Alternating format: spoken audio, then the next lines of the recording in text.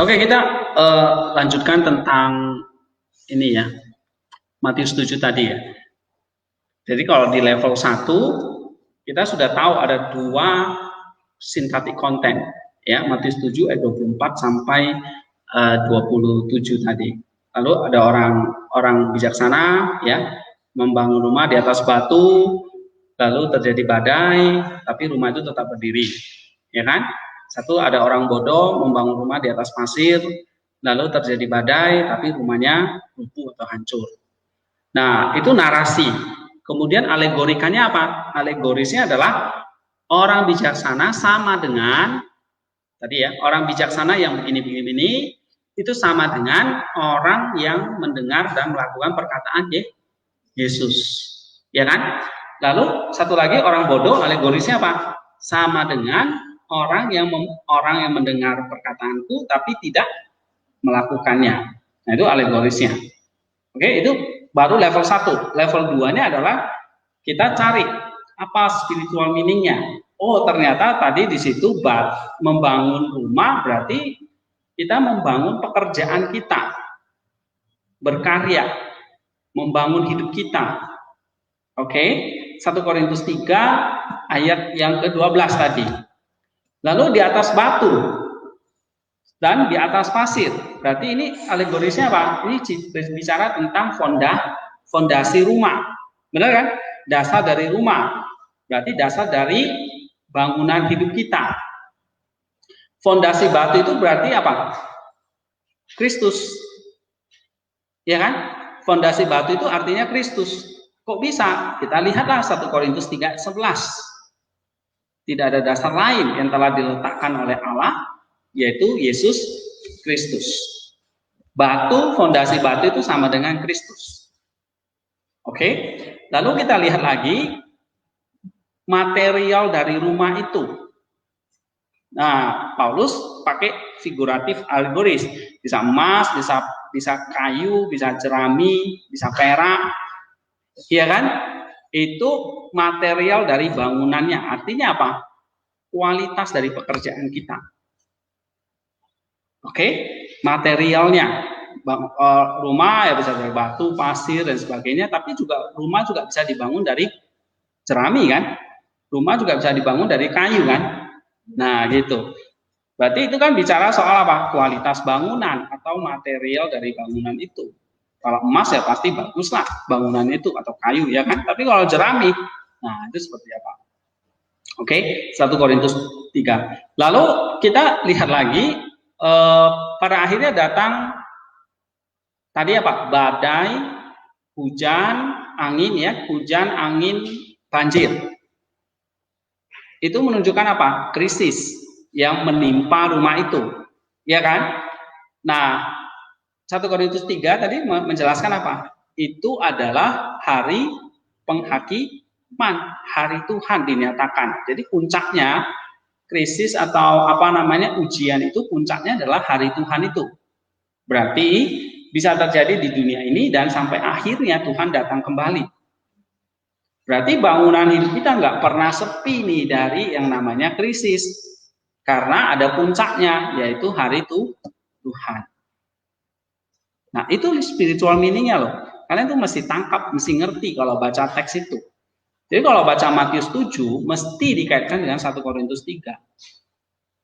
Kalau enggak, ya udah. Tadi yang saya bilang, oh langsung kita tarik moralnya kan, aplikasinya. Ya udah kita jadi orang yang baik, taat. Kalau orang baik, taat tuh pasti hidupnya akan kuat, kokoh kan gitu kan. Itu nggak salah, bisa. Tapi loncat gitu loh. Ya. Lalu apa lagi? Nah, kita lihat di sini. Saya tanya kalian. Misalnya tadi sebelum itu ya. Lalu kalau datang banjir yang di atas batu, berarti apa namanya? Rumahnya nggak rubuh. Benar kan? Artinya apa di sini?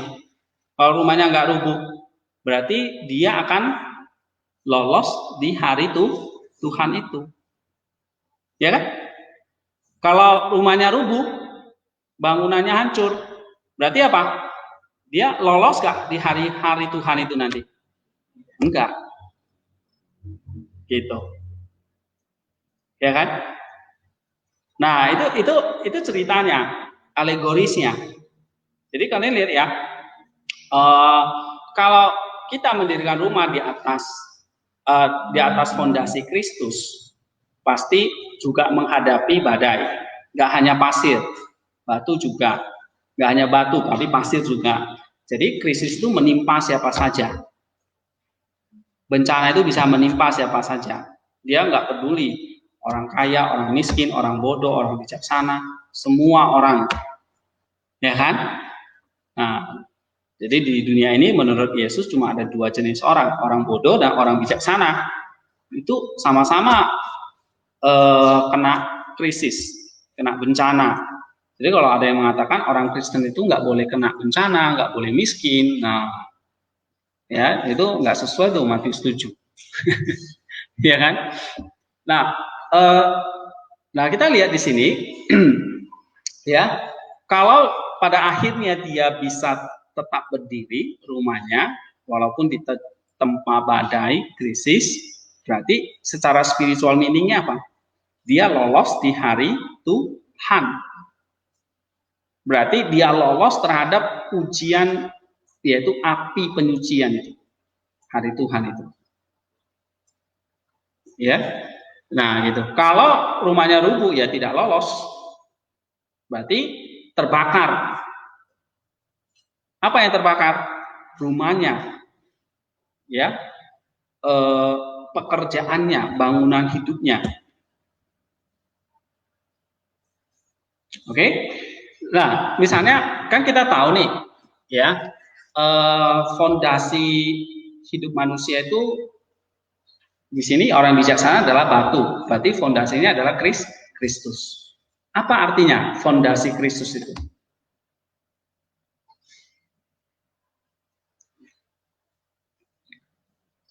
Apa artinya fondasi Kristus itu? Lihat alegorisnya. Fondasi batu sama dengan fondasi Kristus. Ya kan?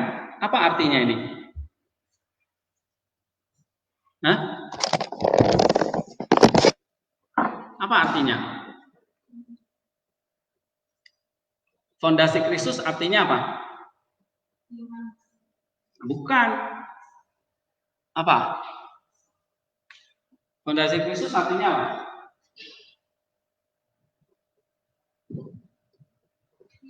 Hah? Loh.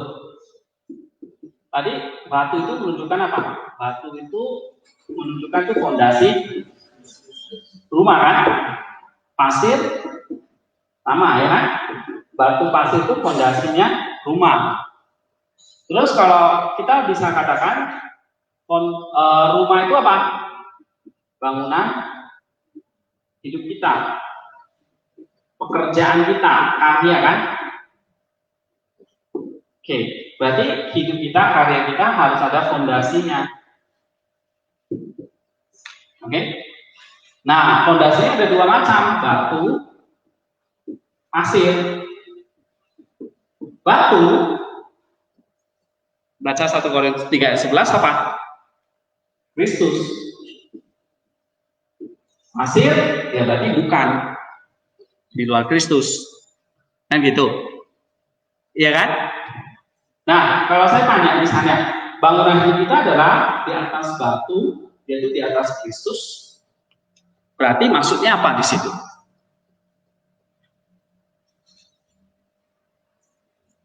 Maksudnya apa? Hah? Maksudnya apa? Loh, kok nggak ngerti? Fondasi batu itu adalah Kristus, benar nggak? Berarti itu kan fondasi rumah. Batu itu menunjukkan itu fondasi. Dibangun di atas pasir, berarti fondasinya pasir. Kalau dibangun di atas batu, ya fondasinya batu. Itu fondasi rumah. Tapi rumah itu kan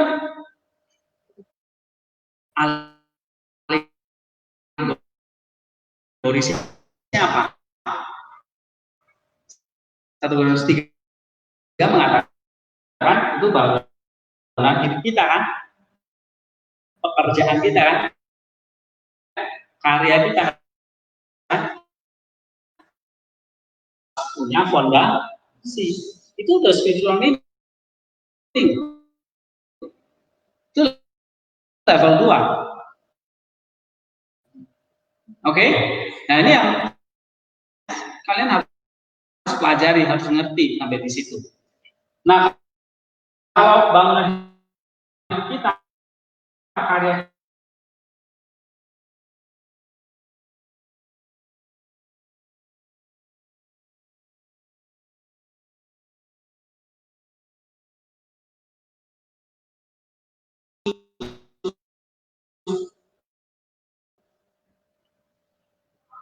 itu, Matius 7 mengatakan apa? Fondasi batu itu, fondasi Kristus itu mengatakan apa di situ? Mendengar dan melakukan perkataan Kristus itu. Berarti fondasi Kristus artinya apa? Mendengar dan melakukan perkataan Kristus. Fondasi pasir artinya apa? Atau fondasi di luar Kristus artinya apa? Mendengar tapi tidak melakukan. Nah, itu semantik kontennya, itu yang harus kalian pelajari. Itulah naratif alegoris. Ya. Nah, berarti kalian tulis di sini. Kalau hidup kita fondasinya adalah Kristus,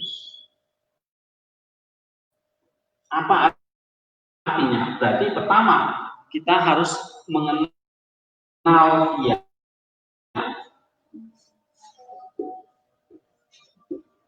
Oke? Mengenal Dia itu apa? Pribadi dan firman-Nya.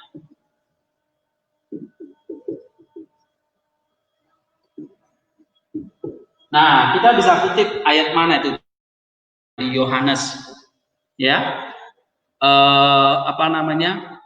Mengenal Kristus berarti mengenal pribadi dan firman-Nya. Oke? Lalu yang kedua apa? Berarti ini adalah bicara tentang obedience, ketaatan. Ya. Oke? Nah, kalau kita lihat ya, kita jelaskan lebih jauh. Gitu. Oke? Nah, di sini ya, mengenal Dia lalu melakukan. Nah, berarti ini artinya apa? Untuk mengenal Dia itu kan kita mengenal pribadi dan firman-Nya. Ya, itu kalau nggak salah di Yohanes pasal berapa itu ya? Pasal 7 atau berapa ya? Mengenal pribadi dan perkataannya, itu 2. Ya. Nah, kita jelaskan secara spiritual meaning lagi. Mengenal Dia dan perkataannya. Jadi di sini kita disuruh apa? Pertama tadi mendengar, mengenal, ya kan? Lalu apa? Mengetahui, ya tadi Timotius, ya kan? Punya knowledge.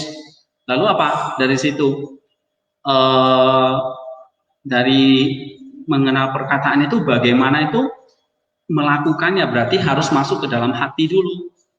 Nah, ini semua di sini. Nah, ini filokalianya harus jalan ini. Berarti mengenal Dia, ya, yang namanya mengenal itu apa? Banyak proses di sini. Mengenal pribadinya, firman-Nya, ya. Lalu ini apa? Yang saya bilang itu harus masuk ke dalam hati. Dari dalam hati masuk ke dalam nus. Dari nus masuk kemana? Menjadi keinginan. Ya kan? Dari keinginan menjadi perbuatan. Nah, gitu. Ya, nanti kalian bisa baca misalnya di buku apa tuh? Inspirasi kaum ketiga itu kan buah roh. Bagaimana mendatangkan buah roh? Berarti harus mengenal Kristus. Apa perkataannya? Masuk menguasai hati kita. Lalu menguasai nus kita. Lalu menguasai apa lagi? Timbullah keinginan roh. Ketika itu dibuahi jadi buah roh. Buah roh itulah yang disebut dengan ketaatan. Berarti mengenal Dia dan melakukannya. Nah, kalau kita mau jelaskan itu panjang lagi ceritanya. Gitu. Ya, kalian bisa itu melakukan studi. Ya. Ya kan? Nah, berarti di sini kita kembali secara singkat aja. Orang yang mendirikan rumah di atas batu, berarti dia punya fondasi batu. Fondasinya adalah Kristus secara spiritualnya. Nah, kalau fondasinya Kristus, berarti dia adalah orang yang mendengar, mengenal, dan taat kepada apa yang dia ketahui. Berarti di sini ya knowledge seimbang dengan perbuatan. Oke, belajar tentang Kristus diimbangkan dengan perbuatan. Nah, itu yang penting. Ya. Nah, artinya apa? Kalau kita katakan kita fondasi hidup kita itu adalah Kristus, berarti ya kita mengenal dia dan melakukan apa yang dia perintahkan. Ya kan? Nah, kalau melakukan itu nanti bisa diteraskan lagi. Melakukan itu pada akhirnya apa?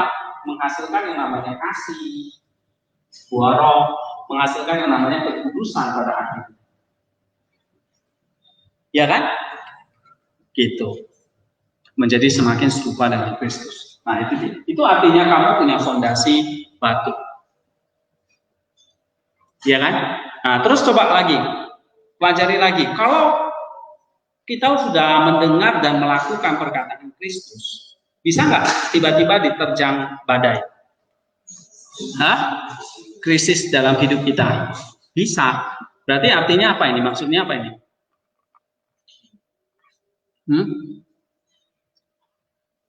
Walaupun orang ini taat kepada Kristus, pada akhirnya dia diuji oleh Allah nggak? Diuji. Diuji dengan namanya penderitaan nggak? Diuji. Ya kan? Diuji yang namanya tadi banjir, angin, hujan, itu. Berarti di sini apa? Orang yang mendengar dan melakukan perkataan Yesus itu sama seperti orang yang apa? Bijaksana. Orang yang bijaksana itu berarti artinya apa?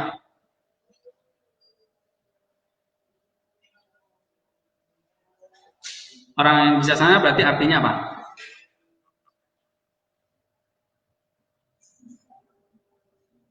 Hah? Apa? Iya, itu artinya apa? Iya, itu tadi sudah. Coba pikirkan lagi apa spiritual meaning-nya. Hah?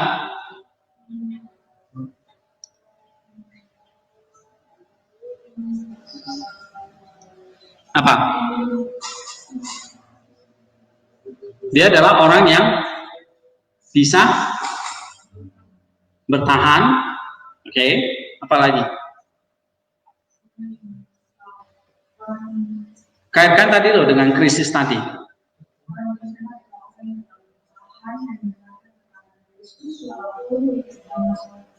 Oke, jadi orang yang punya fondasi Kristus itu berarti adalah orang yang tahan uji, ya kan? Cari ayatnya, gitu loh. Di mana itu orang yang tahan uji itu? Sampai pada akhirnya dia lolos dari hari Tuhan itu. Itu artinya orang yang bijaksana. Lalu satu lagi yang penting apa? Yang sering saya ajarkan. Orang yang bijaksana artinya orang yang membangun rumah di atas batu, fondasinya Kristus, ya berarti itu adalah orang yang dia selalu apa? Kalau kamu mendengar dan melakukan perkataan Yesus, kamu adalah orang yang sudah siap mengantisipasi datangnya banjir itu. Oke? Ya, artinya orang yang apa namanya?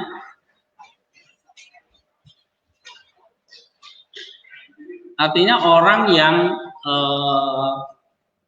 berjaga-jaga terhadap datangnya krisis.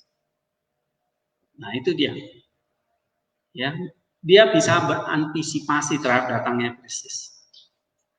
Nah, sebaliknya orang yang bodoh dia tidak bisa mengantisipasi datangnya krisis. Dia tahu nanti ada krisis, tapi dia nggak bisa antisipasi. Itulah kalau mereka hanya mendengar tapi tidak melakukan. Nah, ini kira-kira contoh ya allegorical itu. Oke. Nah, yang kita lakukan adalah kita mau mencari semantik kontennya. Nanti langkah yang ke-6, Christ Center dan eklesialnya. Lalu yang ke-7, konsep teologisnya. Oke. Nah, misalnya tadi contoh Matius 7 tadi. Semantik kontennya apa dong kalau gitu? Itu tadi. Ya. Orang bijaksana, berarti kalau kita rumuskan gini, orang yang bijaksana adalah orang yang membangun pekerjaannya, karyanya, hidupnya di atas fondasi Kristus. Oke?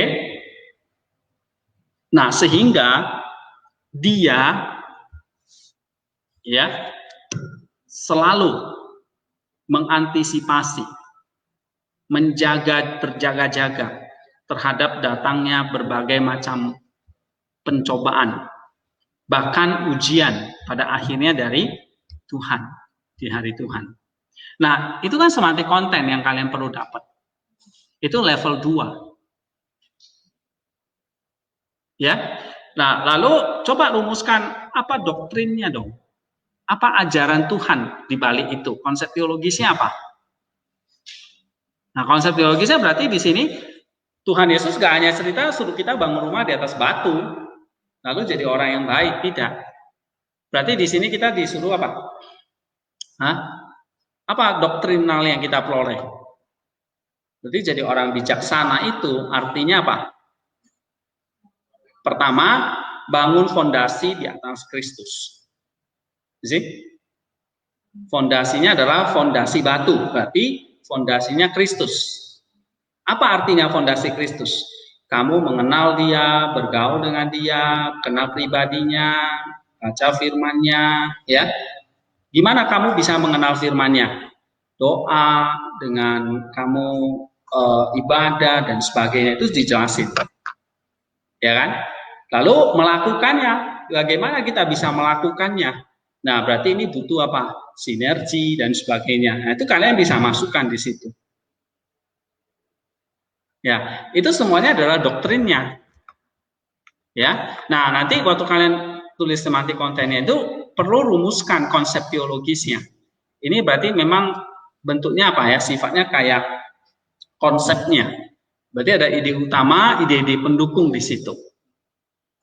Lalu ada ringkasan. Ya. Nah, ini artinya tadi misalnya Yesus sendiri mengajarkan ya, kita nggak hanya kenal aja kan, tapi mesti kudu melakukan. Melakukannya kan dengan anggota tubuh kita. Berarti ini harus dari hati diturunkan ke dalam anggota tubuh. Ya, nah ini artinya apa?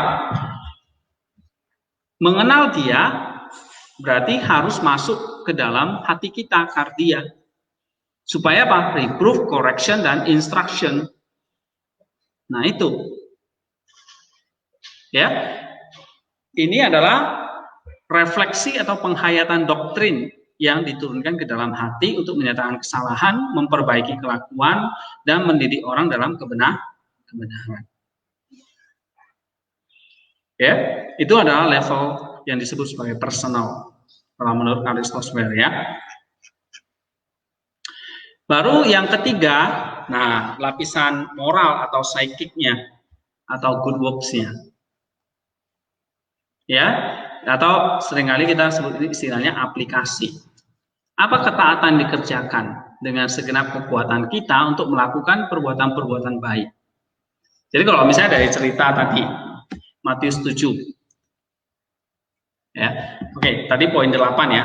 Poin 8 itu apa personalnya kita? Misalnya. Apa personalnya kita? Personalnya kita itu misalnya apa?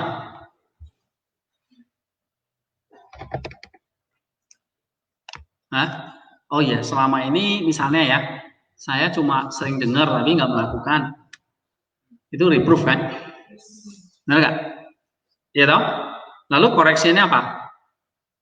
Apa yang kita perlu perbaiki? Kita perlu mengenal dan melakukannya dalam pengertian apa?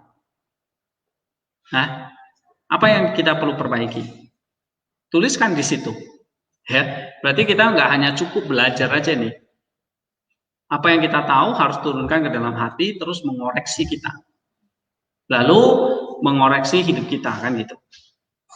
Nah, itu misalnya. Lalu mendidik kita dalam kebenaran. Berarti di sini apa ajaran yang mendidik kamu dalam kebenaran? Oh iya, berarti dalam hidup ini ya kita selalu harus mengantisipasi krisis yang akan datang. Sampai puncaknya itu adalah hari Tuhan. Nah, kita harus bisa melewati itu semua. Baru hidup kita akan kokoh berdiri. Nah, itu. Ya, baru nanti yang ke level aplikasinya apa? Ketaatan yang kita kerjakan apa? Coba langkah-langkah praktisnya apa? Oke, pertama saya mau mengenal dia dengan sungguh-sungguh. Mungkin poin yang kedua adalah mencoba menerapkan satu perkataan dia misalnya, yang selama ini saya abaikan, dan seterusnya. Kalian bisa buat seperti itu. Ya, itu level good works-nya. Oke, jadi kalau Ware itu mengatakan contohnya adalah di sini kayak Bunda Maria, ya, yang namanya aplikasi itu. Oke, jadi dia katakan the Virgin serve as a mirror and living icon of biblical Christian. Jadi kitab suci itu seperti mirror, cermin kepada kita. Begitu kita lihat di cermin, kita bisa melihat diri kita apa adanya, ya. Nah, tetapi dia juga seperti living icon of the biblical Christian.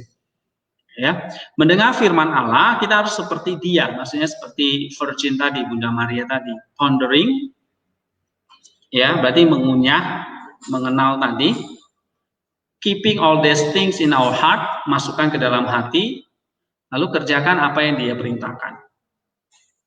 We are to listen in obedience while God speaks. Oke, kita mendengar dia di dalam ketaatan ketika Allah berbicara. Masih ingat ketika Maria itu diberitahu oleh malaikat Gabriel, ya? Dia mendengar apa yang dikatakan oleh malaikat Gabriel. Berarti dia pondering.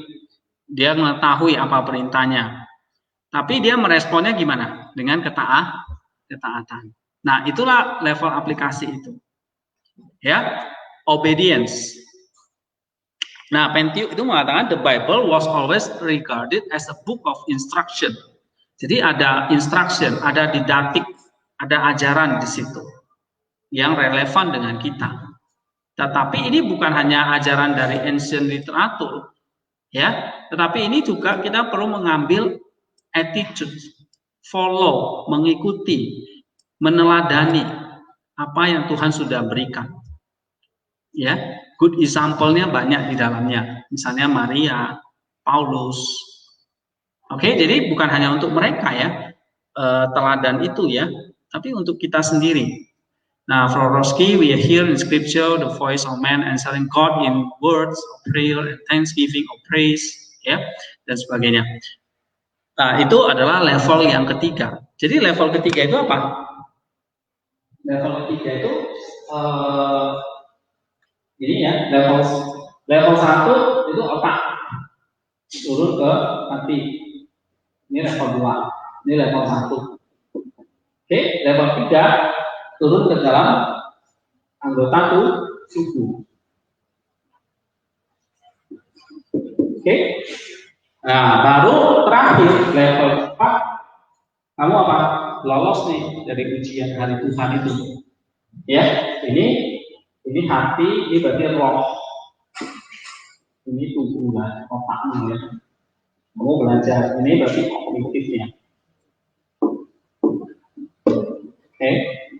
Nah, ini roh, hati, ini spiritual. Ini anggota tubuh ini berarti bicara obedience. Ya, nah yang keempat ini apa? Ini kekudusan. Oke, nah ini yang membuat kamu itu akhirnya apa? Serupa dengan Kristus. Serupa dengan Kristus itu bukan hanya masalah roh, tapi tubuh. Roh dan tubuh. Itu. Ya, jadi Alkitab memperbaiki kita dari dalam, dan luar. Luarnya ya jadi orang baik, orang bermoral. Dalamnya ya hatimu selalu punya terang itu. Ya kan? Inner flame itu selalu punya.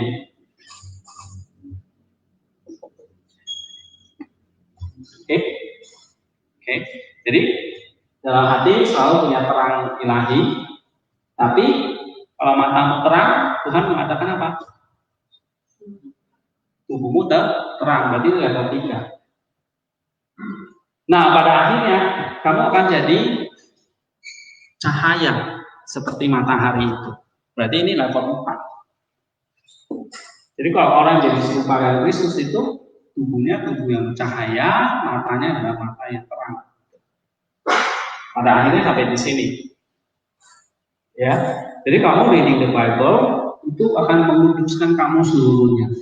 Mulai dari pengetahuanmu, mengenalmu, masuk ke dalam hatimu, menguduskan roh jiwamu, ya kan? Sampai kamu menguduskan seluruh hidupmu nanti.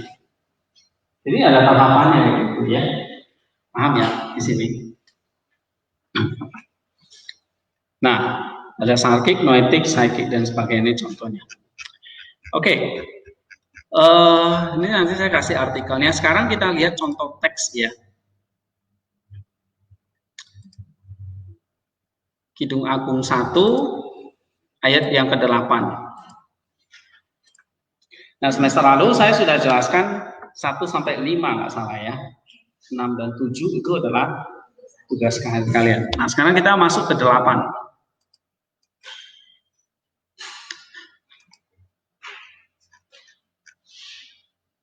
Oke. Level 1. Misalnya kita baca bahasa Indonesianya dulu. Jika engkau tidak tahu, hai jelita di antara wanita, ikutilah jejak-jejak domba dan gembalakanlah anak-anak kambingmu dekat perkemahan para gembala. Itu terjemahan LAI-nya. Ya. Nah, itu bisa sebagai komparasi untuk mengenal isinya.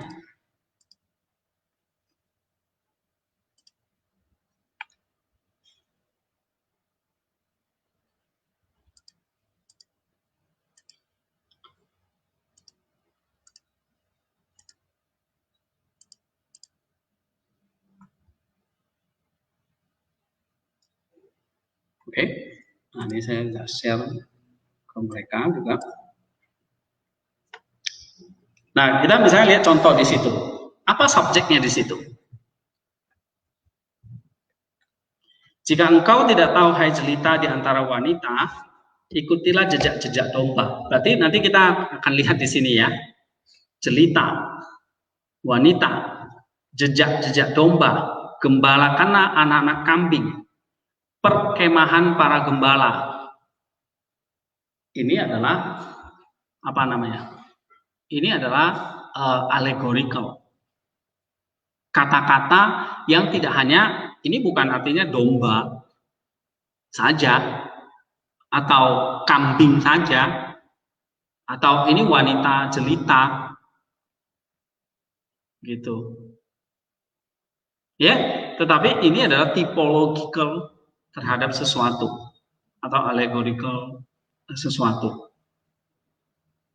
Nah, dipakai oleh Salomo ini adalah, lihat di situ ada wanita, domba, anak-anak kambing, ini typological, figuratif, alegoris.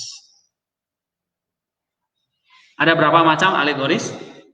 3. Naratif, tadi contohnya apa naratif? Yang tadi, bangun rumah tadi. Ya kan? Itu cerita, itu narasi. Yang kedua, figuratif. Oke, figuratif itu artinya apa? Seperti tadi contoh 1 Korintus 13, ada gong yang gemerincing, canang gitu. Ya kan?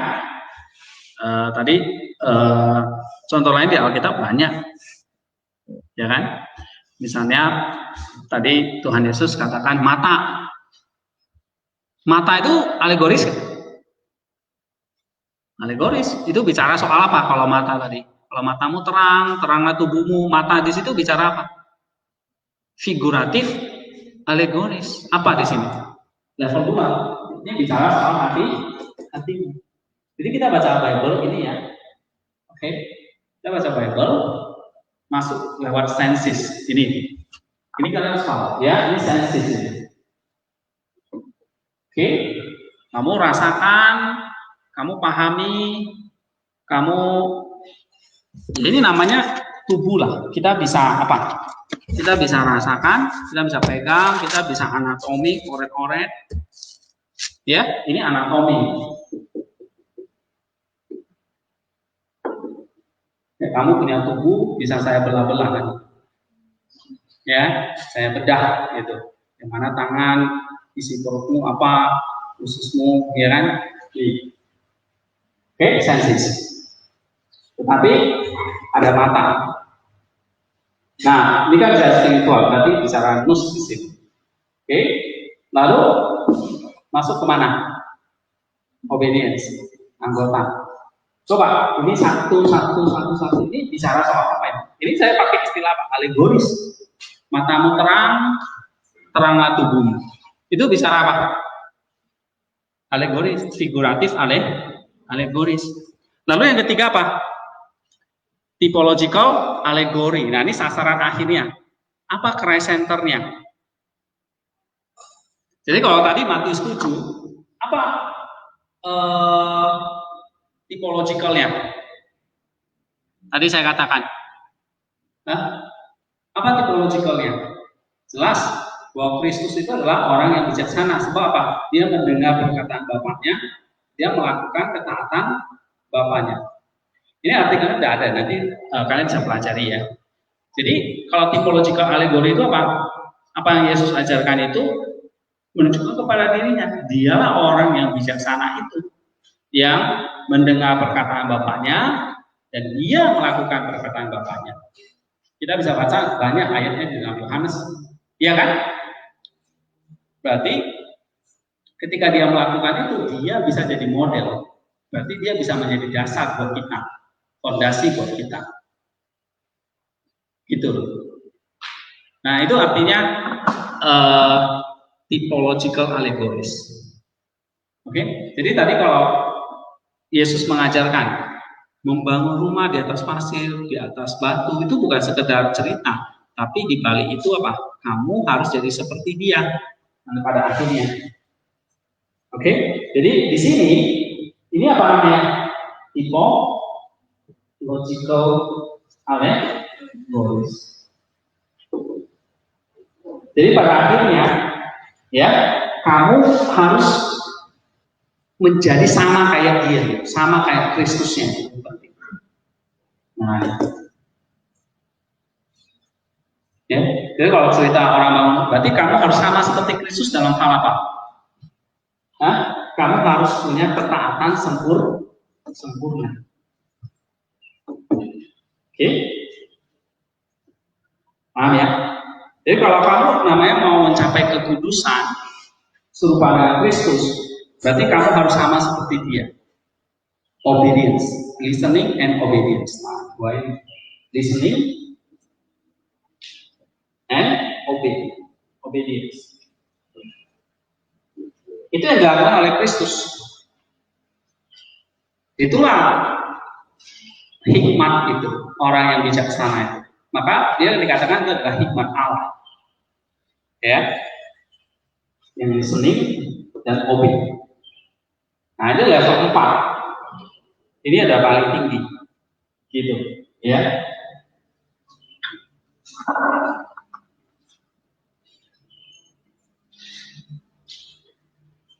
Nah, jadi kalau kita lihat alegori kali itu ya, dia bisa bentuk cerita, bisa bentuk figuratif, ya. Tetapi nanti pada endingnya apa? Pada endingnya adalah dia adalah typological allegories. Kamu, kata Timotius tadi, menemukan Kristus dan diselamatkan itu. Nah, sekarang coba misalnya Song of Solomon ini pasal 1 ayat 8. Apa figuratifnya di situ?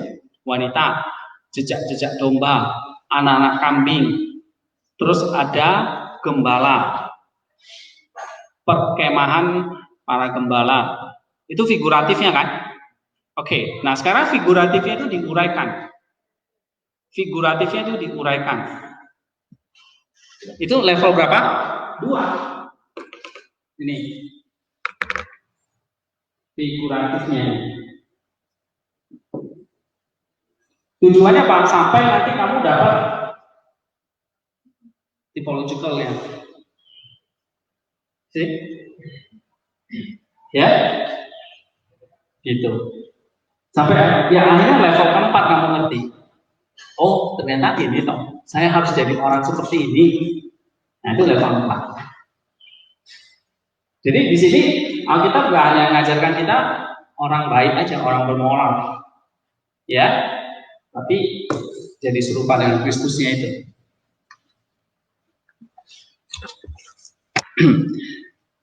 Nah, coba misalnya kita bagi ya sintaktik konten yang pertama ini.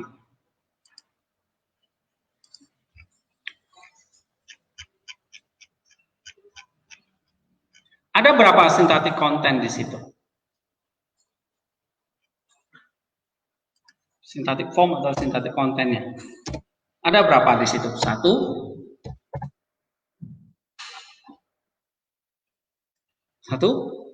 Apa? Coba baca teksnya.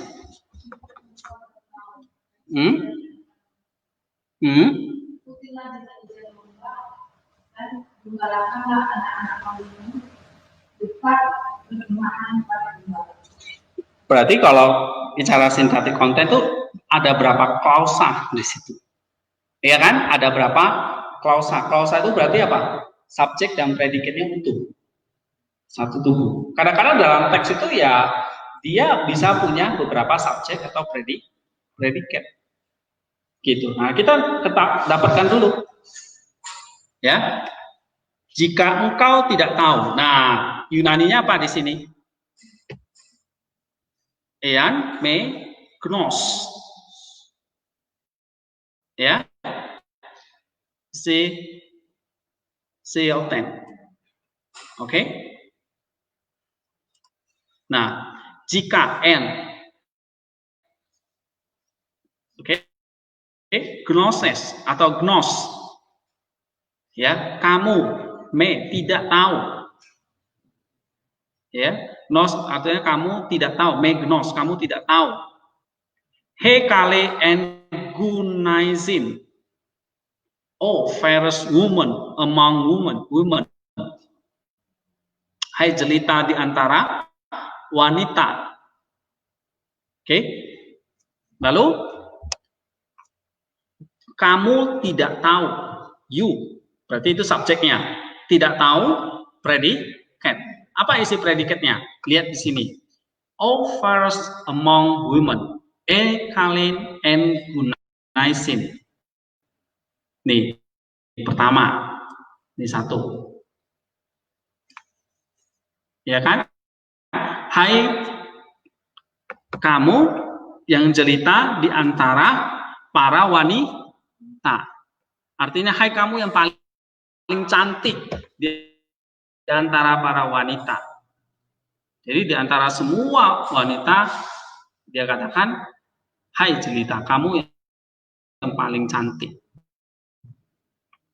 Atau paling good, beautiful. Oke? Lalu dikatakan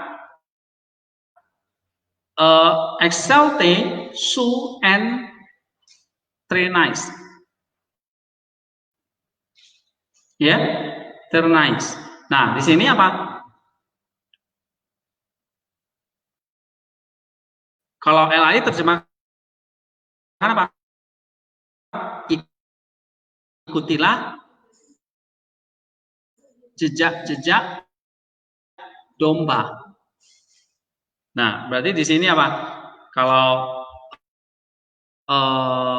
RSV, New King James terjemahkan apa?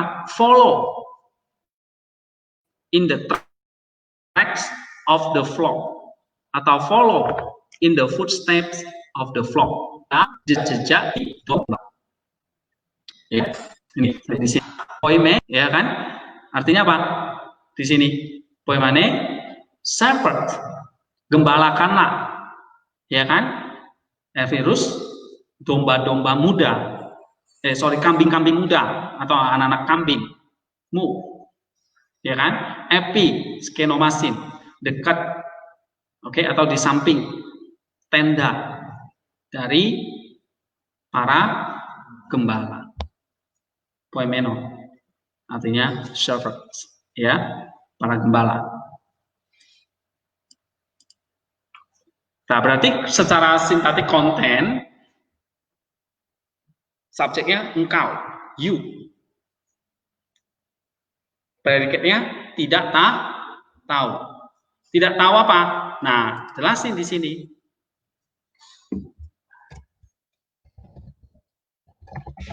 Engkau tidak tahu, ya kan? Kita terjemahkan. Tidak tahu apa di sini. Jadi engkau di sini apa? Subjek. Tidak tahu predikatnya. Nah, itu harus tahu dulu. Baru isi dari predikatnya apa? Satu, tidak tahu apa? Hai kamu yang paling cantik di antara wanita. Tulis di situ.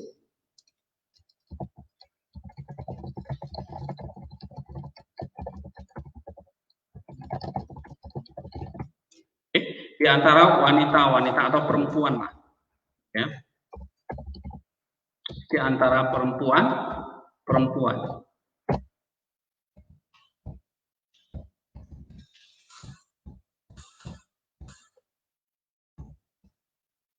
Oke.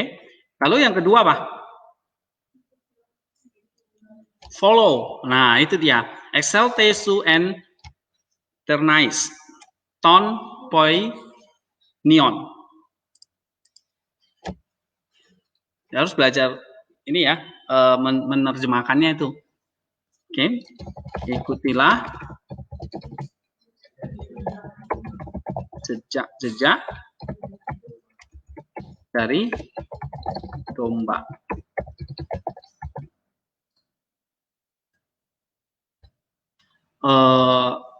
Kawanan itu ya. Trainize the heel of, oke, jejak domba gitu aja. Terus poi mine tas erifus su artinya apa? Oke, gembalakanlah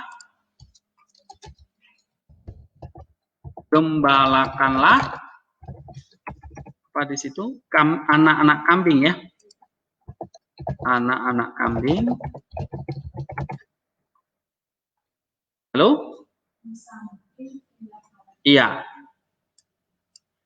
Epi itu bisa artinya dekat ya, atau di samping, atau dekat per tenda dari gembala.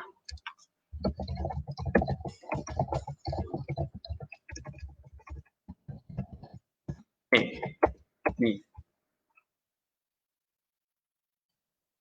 Nah, misalnya kita bisa bikin sintaktik formnya itu seperti itu. Ya. Nah, terjemahannya kan ini sudah ada di sini ya. Ini sebenarnya terjemahannya masukin di sini aja.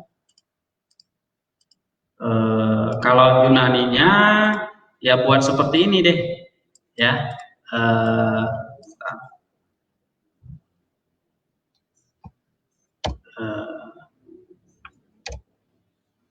Nih ya. Kalau Yunaninya tinggal digeser aja. Ini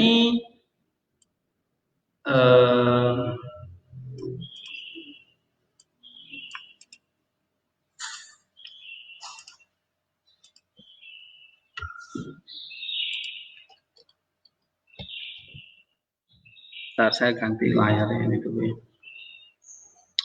Ini repot kalau nggak ada hostnya. Jadi si ganti manual.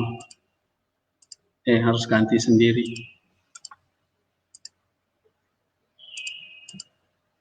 Oke, nah nih ya. Nah ini buat kayak gini. Ean me knows Tuh. Lalu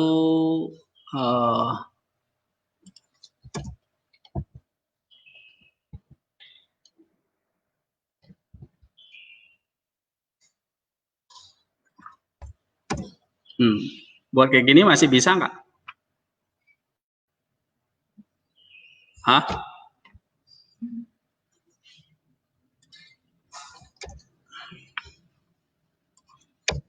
Nah.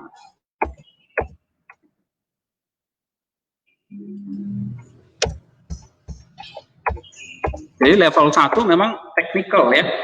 Karena kita harus tahu apa isi teksnya itu.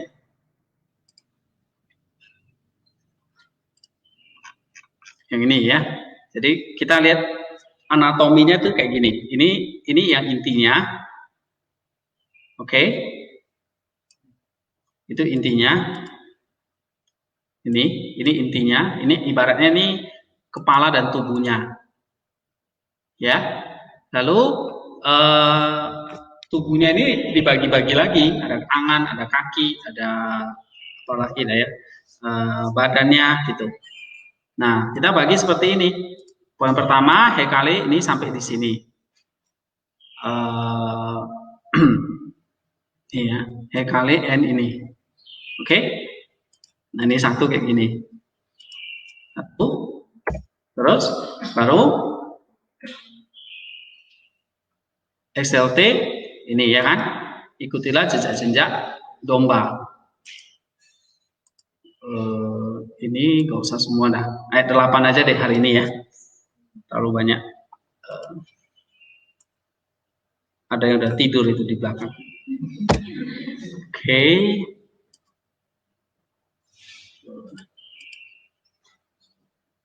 Nanti yang tidur saya kasih bonbon. Nggak tahu bonbon ya. Baygon. Hekale and gunaisin. Terus ayat 8. XLT su entrenas topoen nion di sini. Ya. Lalu satu lagi ini kai sampai sini.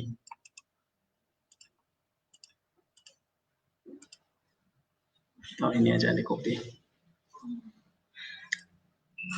Oke. Ini sintetik kontennya. Sintetik formnya.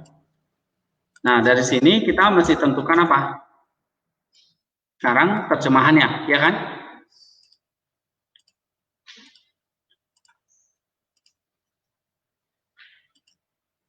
Ini kasih tanda panah. Kalau dalam perjanjian lama nggak ada diagramnya, yang nggak bisa kalian tinggal copy nih, harus bikin sendiri. Oke, nah ini intinya di sini. Ini kalian tinggal tarik panah di sini. Ya. Oke. Ini nanti udah ada ya contohnya, nih saya cuma mau tunjukkan aja.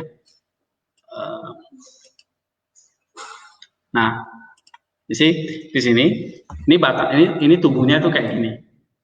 Teks ini. Oke. Lalu yang ketiga kita terjemahkan secara literal. Jadi apa di sini? Ini gitu. Engkau, jika engkau tidak tahu, nih ya, koma ini 1, 2, 3. Bisa buat seperti ini. Oke. Sintetik kontennya apa? Ada berapa konten? Misalnya kayak tadi kita baca rumah di atas batu dan rumah di atas pasir, itu jelas 2 konten. 2 poin, ya kan? Kalau ini berapa?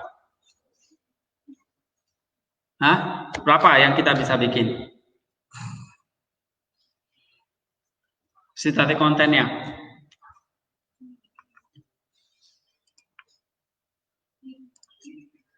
Hah? 3. Apa? Saya kira 4 ya, yang penting di sini. Yang pertama apa? Engkau tidak tahu. Ya kan? Pakai if dia. Jika engkau tidak tahu. Oke. Memang secara teks ini kita lihat ya,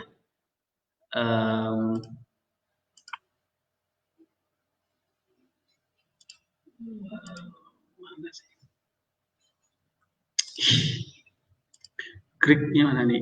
Oke.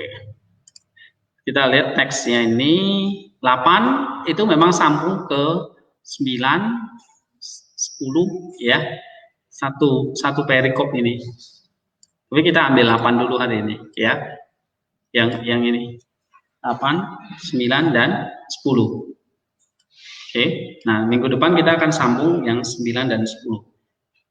Ini dulu. Nah, berarti ada 4 sintaktik konten. 1, jika engkau tidak tahu. Nah, tulis di sini. Nah, jika engkau tidak tahu. Nih, copy. Poin 2.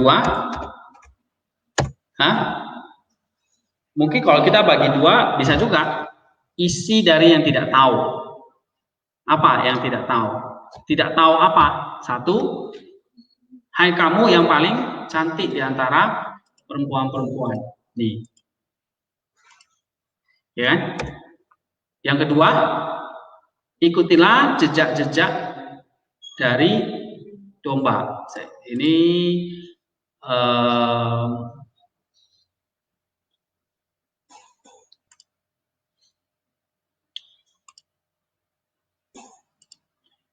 domba, kita lihat, jangan lupa, saya menerjemahkan mesti teliti ya, singular pluralnya itu jangan sampai salah. Misalnya ini kan, domba itu berarti apa? Ini kawanan domba, ya kan? Karena terjemahannya kayak gini, ya, flock, neuter, plural, ya kan? Dari kawanan domba, berarti dombanya nggak tunggal, oke? Jejak-jejak dari kawanan domba gitu, atau gerombolan ya. Nah, ini berarti di sini tuliskan di sini. Nah, ini kalian harus studinya seperti ini. Lalu yang keempat, atau yang tidak tahu itu di dalamnya apa? Ini.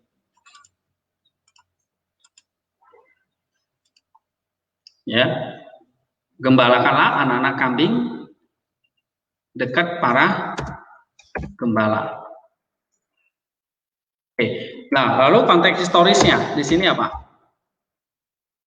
Nah, kalian bisa baca misalnya buku ini ya, misalnya kayak buku introduction tentang ada study Bible seperti ini, atau misalnya tafsiran-tafsiran ya dari kontemporer seperti ini. Konteks historisnya tadi kita sudah katakan ini adalah hubungan antara kasih antara suami dan istri, Kristus dan gerejanya. Nah, itu silakan dituliskan di sini ya.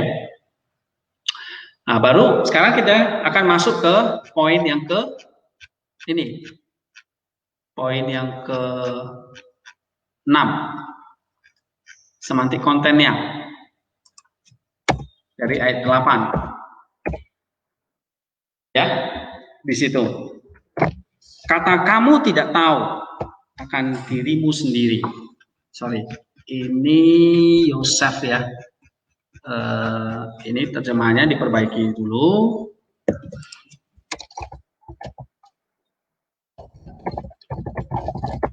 Nih. Ya.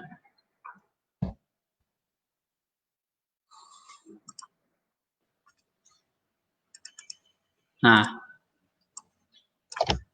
sampai di sini bisa pahami, bisa ikuti, ya, sampai di sini tadi kontennya.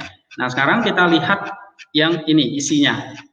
Jika engkau tidak tahu, berarti kita masukkan di sini.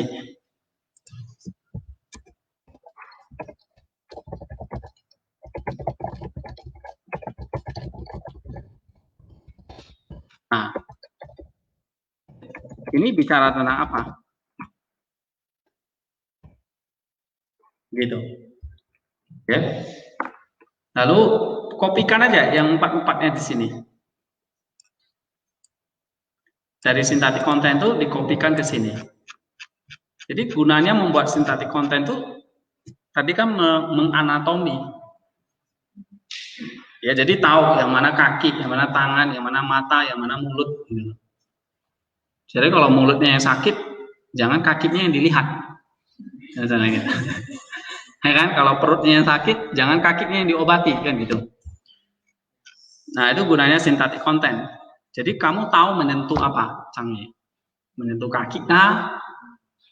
Atau perutmu kah? Atau hidungmu yang kamu sentuh. Oke? Jangan kamu menyentuh mulut, kamu bilang itu kaki. Nah, jadi salah-salah. Oke, ini. Ya. Poin 1, jelasin. Jika engkau tidak tahu. Oke. Nah, kata engkau di situ subjeknya. Berarti kepalanya. Yang kamu sentuh ini sekarang apa? Kepalanya. Tidak tahu itu apa? Predikatnya. Berarti anggota tubuhnya. Ya. Yang kamu sentuh itu sekarang kepala dan anggota tubuh. Nah, kata engkau di sini. Kita mesti tahu dong, ini siapa ini? Ini allegorical, figuratif. Engkau di situ menunjukkan siapa? Gitu. Ya. Engkau di sini ada kaitannya nanti dengan ayat sebelumnya. Konteks historisnya tadi apa? Ini cerita tentang the bride, the groom, wanita tadi. Yang adalah mempelai Kristus. Jadi, tuliskan di situ. Engkau di sini menunjukkan siapa? Mempelai Kristus. Ya, oke? Terus kita baca, misalnya, nih. Ini agak sulit ya. Harus baca ini ya, Origen.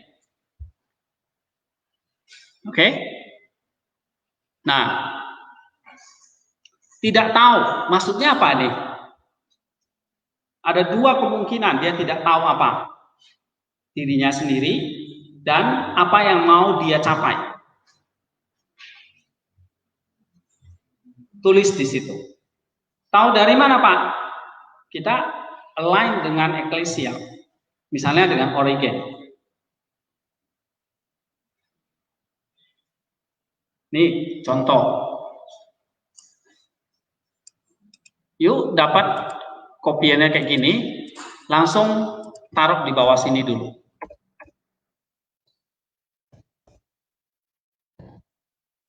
Oke? Jadi tidak tahu di sini maksudnya siapa nih? Si itu siapa? Hah? Iya. Oke. Wanita. Wanita itu adalah tipologi dari gereja atau umat Allah, orang percaya. Kok gitu? Nah, karena kita udah masuk ke level 2 nih. Ya. Oke, Origen katanya apa? It seems to me then that the soul ought to acquire self-knowledge of the twofold kind. She should know both what she is in herself and how she actuated. Itu. Berarti di sini kamu tidak tahu dirimu sendiri, ini berkaitan dengan orang percaya yang dalam pengertian ini soul-nya, jiwanya, ya harus acquire, mencapai self-knowledge. Ya, self-knowledge, pengetahuan dirinya yang terdiri dari dua lapisan. Yang pertama, ya dia harus tahu siapa dirinya. Yang kedua adalah bagaimana dia mengaktualisasikan dirinya. Nah, ini kata Origen.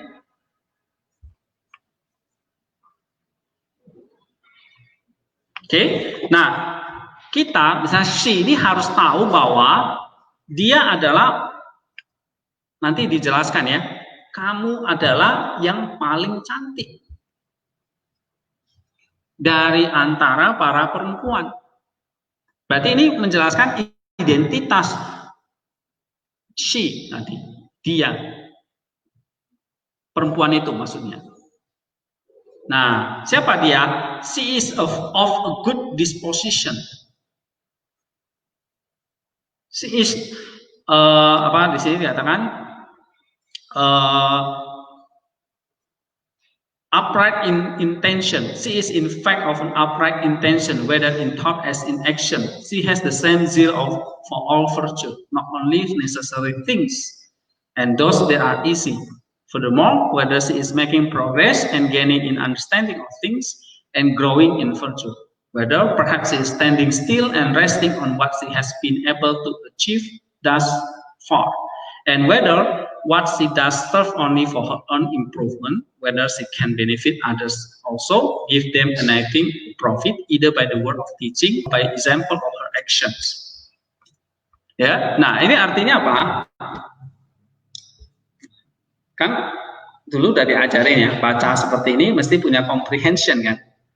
Artinya kalian bisa nuliskan, kalian kutip, terus waktu saya ajarkan waktu di semester pendek itu apa? Kasih komen, benar nggak? Nah, kamu komen apa di sini? Tuliskan ya di sini. Dia menunjuk kepada siapa?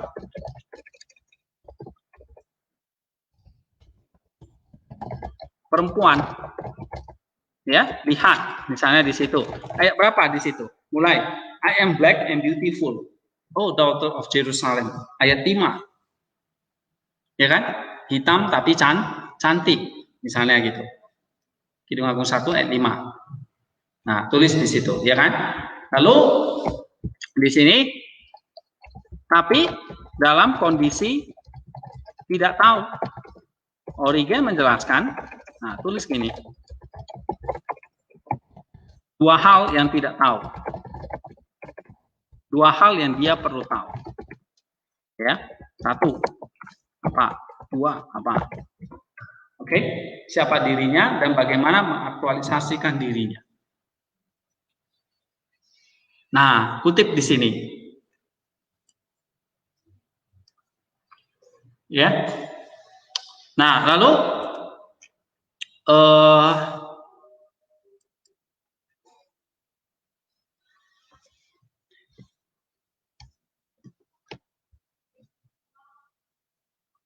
ya. Origen mengatakan dia di sini dia bicara tentang jiwanya, soul. The soul needs to know herself in another way. Okay. Nah, she works that she would not and does the things she hates, while on the contrary she seems to do good deeds with willingness and with direct intention. Nah, ini ada kaitannya dengan Roma pasal 7 kata Origen. Ya, jadi jiwanya itu sebetulnya tahu apa yang dia mesti kerjakan, tetapi tubuhnya mengerjakan yang lain. Nah, ini kata Origen, seperti kata Rasul Paulus. Ya. Nah, ini kalian bisa pelajari di sini. Oke. Nah, misalnya kita lihat contoh yang lain. Misalnya apa kata Gregory dari Nisa. Nih. Ini saya ganti dulu.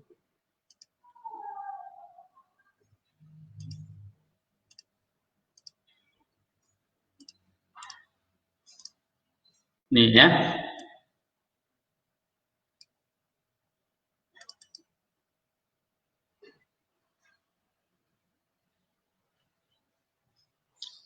If you do not know yourself, O beautiful one among women, go forth in the footsteps of the flock and tend the kids by the shepherd's stand. Apa artinya ini? Nah, Nisa itu menjawab kayak gini. Dia yang tidak tahu dirinya, itu akan keluar dari kawanan domba. Nah, ya, domba, ya kan? Dan maka dia akan dikenal oleh kawanan kambing. Nah kawanan kambing itu kita tahu tempatnya itu ada di sebelah kiri sisi Tuhan. Coba kita lihat Matius 25 ayat 32 sampai 33.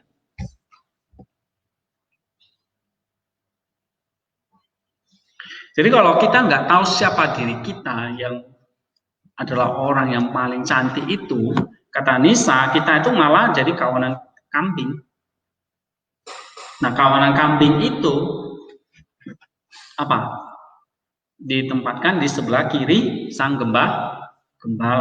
Sedangkan apa? Domba itu ditaruh di mana? Sebelah kanan. Nah, kiri dan kanan ini sekali lagi harus diinterpretasi secara alegoris lagi. Bukan berarti Allah itu punya dua tangan, kiri dan kanan. Kanan itu mau menunjukkan posisi apa? Di mana Kristus berada. Ingat, dia naik ke surga, duduk di sebelah kanan Allah. Kanan itu menunjukkan apa? Oh, berarti Allah itu punya tangan, kiri dan kanan. Enggak. Itu secara alegoris lagi. Apa? Typological alegorinya. Bahwa Kristus duduk di tahta kemuliaan Allah. Nah, sekali lagi kata duduk itu jangan perhatikan tahta itu kayak kita bandingkan lagi ada mahkota gitu-gitu ya. Kita tuh full of alegori semua gitu loh. Ya. Nah, tapi kita kembali ke sini. The good shepherd, gembala yang baik, kata Gregory Nisa, menempatkan apa? Domba-domba itu di sebelah kanan. Kalau kambing di sebelah kiri. Berarti kalau kanan itu menunjukkan apa? Domba-domba itu dia ada bersama dengan Kristus. Jadi di sini jadi perempuan gak boleh lepas dengan yang namanya apa namanya tadi? Mempelai laki-lakinya itu, Kristusnya itu. Kalau terlepas berarti separated, berarti ada di sebelah kiri. Itulah kawanan kambing. Matius 25 ayat 32 sampai 33 saya bacakan.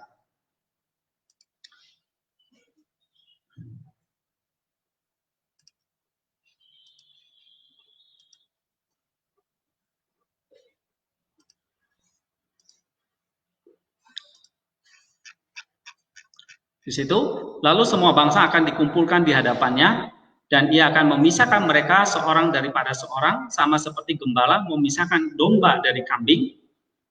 Ayat 33. Dan ia akan menempatkan domba-domba di sebelah kanannya dan kambing-kambing di sebelah kirinya. Jadi, di dalam Kidung Agung 1 ayat 8, di situ ada kata apa? Kambing, domba. Alegorinya apa? Kambing itu juga siapa? Kalau berdasarkan Matius 25. Kambing itu kawanan orang-orang orang-orang yang di sebelah kiri Yesus. Ya, bodoh. Oke. Bukan Matius 7 ya. Oke. Kalau domba di sebelah kanan, oke. Kalau gitu gini. Sebelah kiri itu siapa? Domba-domba. Kambing-kambing. Kanan, domba-domba. Kalau gitu saya tanya, domba, kambing, emang Yesus nanti di surga banyak kambing domba gitu? Enggak kan? Itu orang-orang. Orang-orang yang gimana nih? Yang di sebelah kanan dan sebelah kirinya. Sebelah kanan itu berarti orang-orang yang bagaimana nih? Coba perhatikan Matius 25 itu. Hah? Apalagi? Terus? Nunjuk orang sakit, terus oke, misalnya ya, itu sekali lagi itu alegoris. Itu Matius 25 itu apa? Itu adalah sebuah perumpamaan lagi. Iya kan?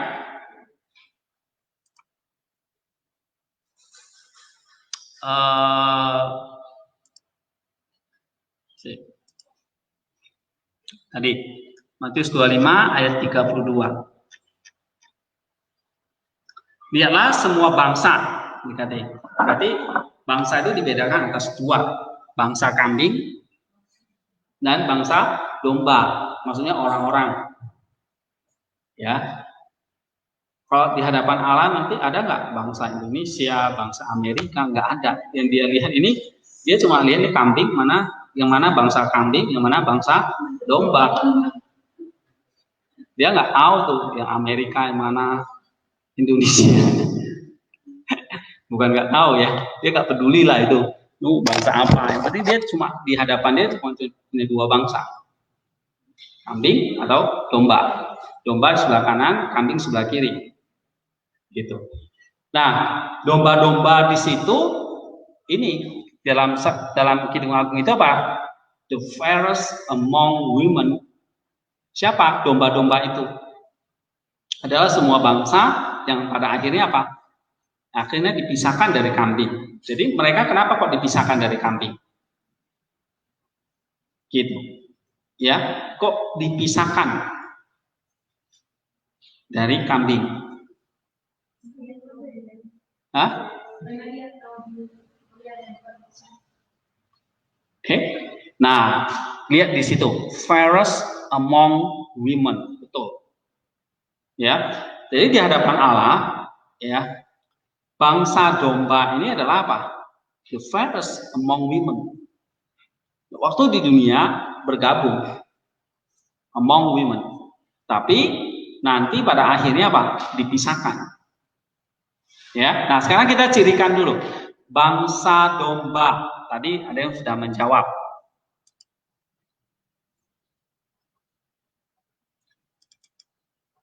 Bangsa domba.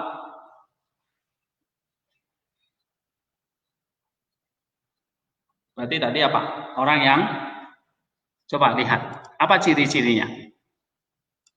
Kita lihat Matius 25 mulai ayat 31 ya.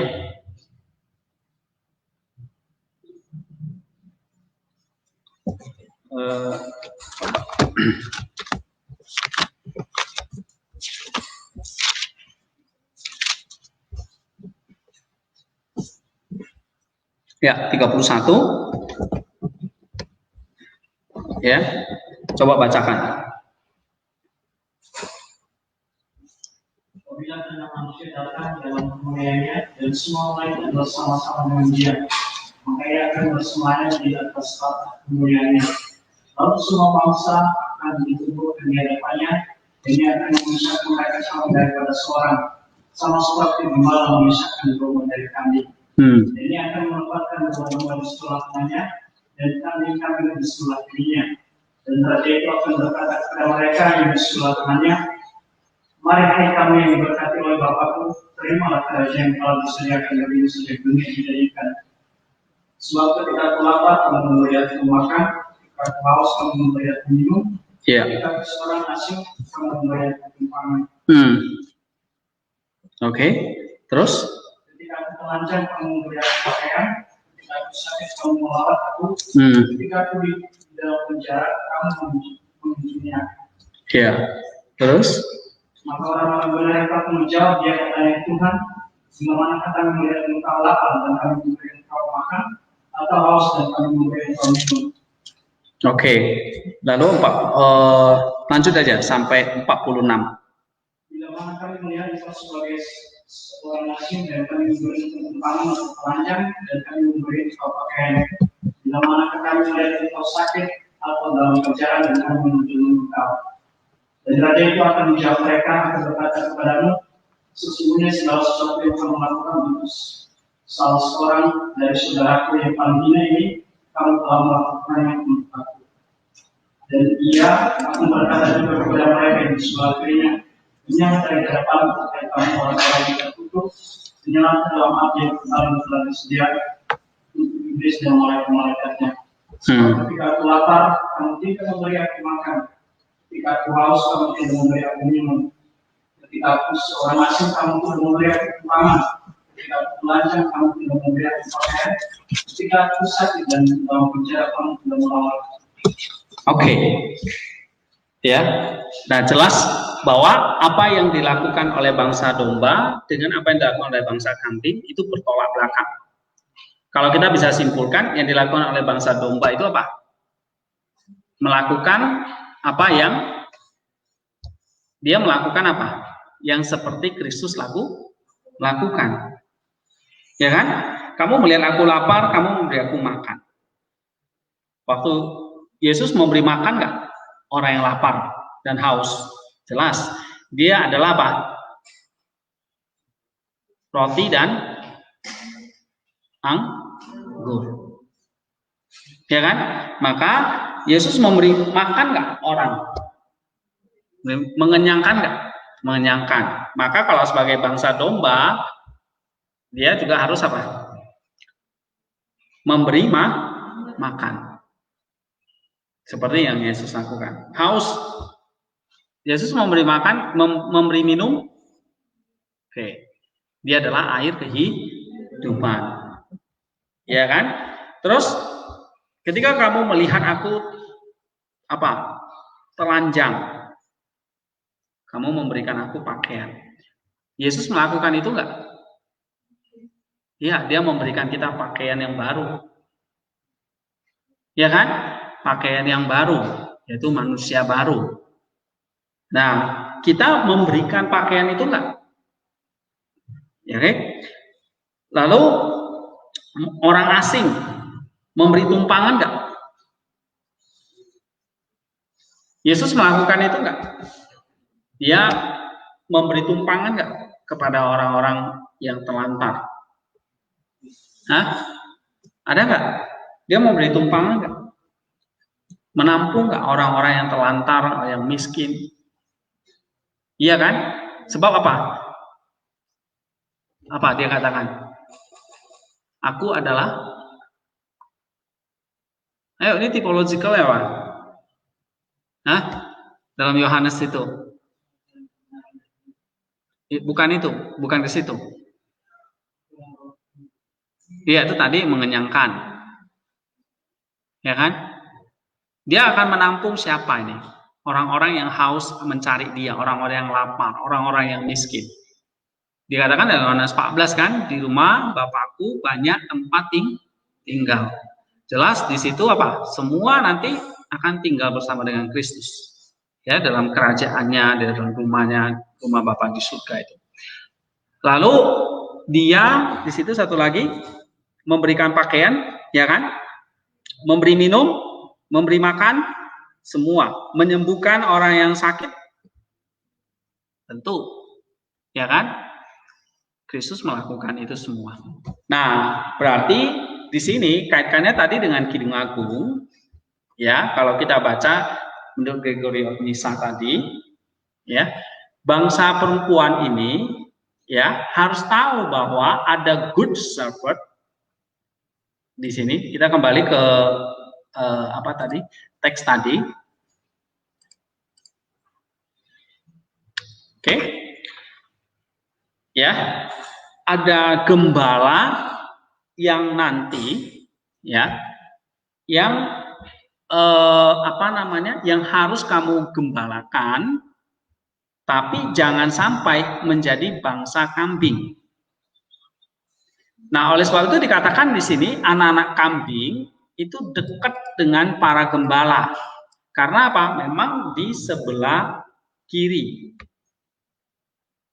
Oke, berarti gembala di sini, ya, para gembala itu nanti jelas adalah menunjukkan kepada murid-murid Kristus.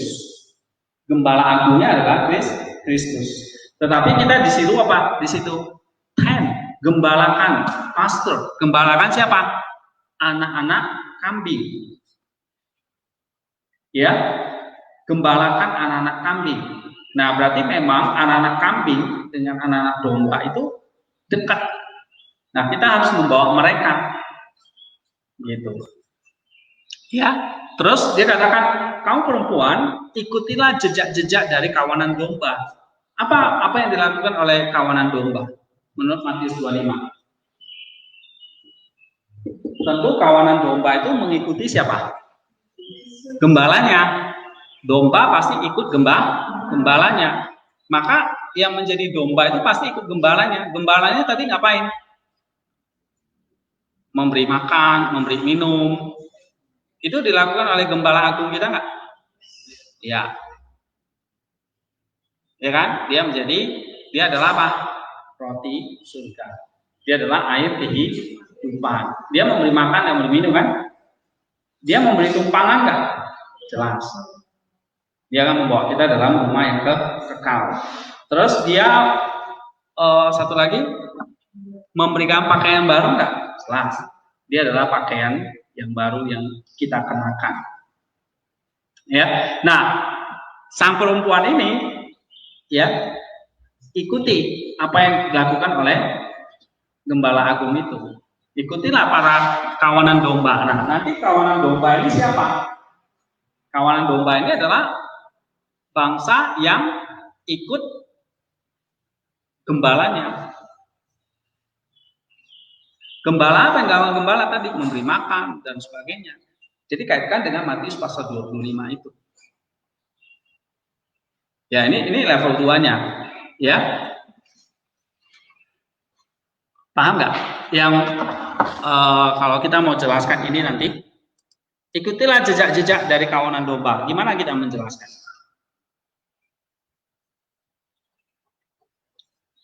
Nah, ikutilah jejak-jejak dari kawanan domba. Berarti kawanan domba itu mengikuti siapa? Gembala. Apa yang dilakukan oleh gembala? Nah, baca Matius 25 itu. Apa yang terjadi para kawanan domba dan kawanan kambing? Ternyata kawanan domba itu mengikuti jejak gembala. Kambing tidak. Coba mulai dari ayat 41. Coba baca ayat 41 lagi. Ayat 41 aja, Matius 25, 41.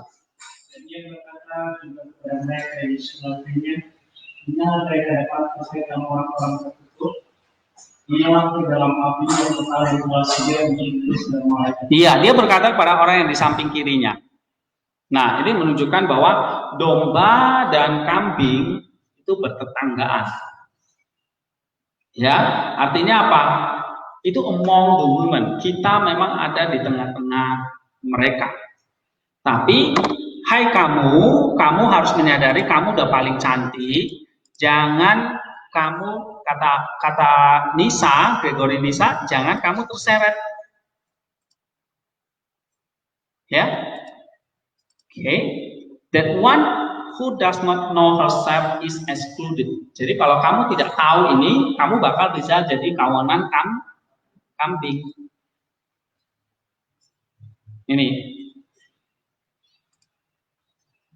Gitu. Ya, jangan terbalik. Tapi yang kita lakukan adalah tend the goats. Gembalakan yang kambing itu, bukan sebaliknya. Oke. Berarti poinnya misalnya secara gamblangnya ikutilah jejak-jejak kawanan domba. Berarti ya kita tadi memberi makan, memberi minum. Bagaimana menggembalakan anak-anak kambing itu?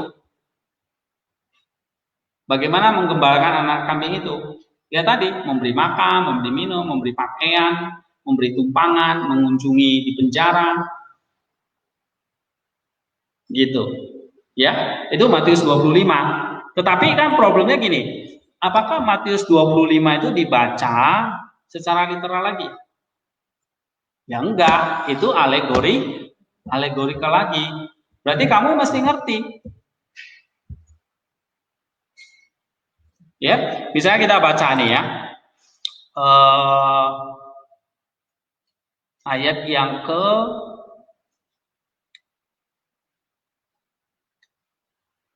34.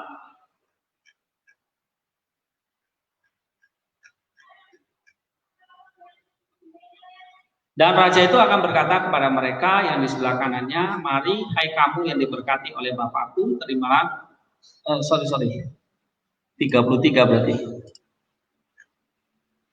35 kita lihat di sini. Ya. Sebab ketika aku lapar, kamu memberi aku makan, ketika aku haus, kamu memberi aku minum, ketika aku seorang asing, kamu memberi aku tumpangan.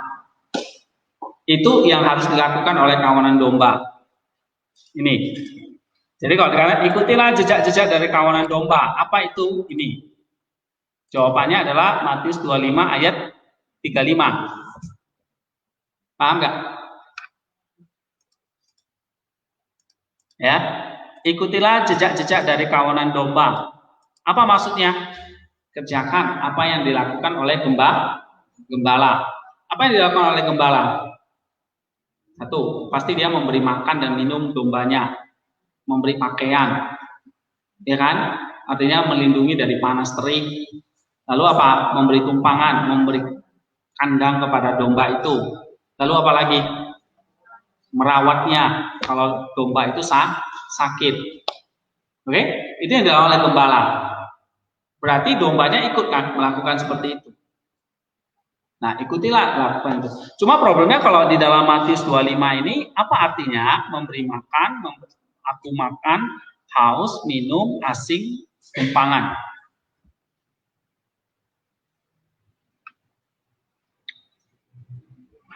Hah? Oke? Sebab ketika aku lapar, kamu memberi aku makan. Tadi yang saya katakan itu. Ya kan? Jadi di sini makan, haus, lapar, memberi tumpangan itu beyond the literal meaning-nya apa? Apa sih yang dilakukan oleh Kristus ketika dia memberi memberi makan bagi orang yang lapar? Berarti dia memberikan apa? Tubuh dan darahnya. Jadi lapar dan haus di sini bukan bicara soal kamu cuma bantu orang miskin, kasih makanan, kasih minuman di sini gitu loh. Tapi bicara tentang apa? Hah? Berarti hidup itu apa? Kamu memberi makan orang itu berarti apa? Kamu memberi orang itu makan apa? Daging dan darah Kristus itu. Ya kan? Supaya orang itu kenyang. Gitu. Pak, gimana cara memberi makan daging dan darah Kristus? Ya kan? Nah, ini kamu harus jelaskan nanti di dalam step obedience itu. Oke? Ketaatannya gimana nanti? Supaya, oh iya ya, saya adalah perempuan ini yang paling cantik. Berarti saya adalah kawanan domba, ikuti jejak domba. Nah, kalau saya domba, berarti saya mesti ikuti gembala saya. Gembala itu ngapain? Oh, ternyata dia memberi orang yang lapar dan haus. Orang yang lapar dan haus. Berarti dia memberi makan tubuh dan darahnya. Gimana ini mengikuti jejak yang kayak gitu gimana? Ya kan? Nah, ini mesti dijelaskan di level itu. Ya kan? Coba kita lihat teks lain. Misalnya apa di situ? Matius 25 ayat 35. Misalnya kita baca Roma 12 ayat 13.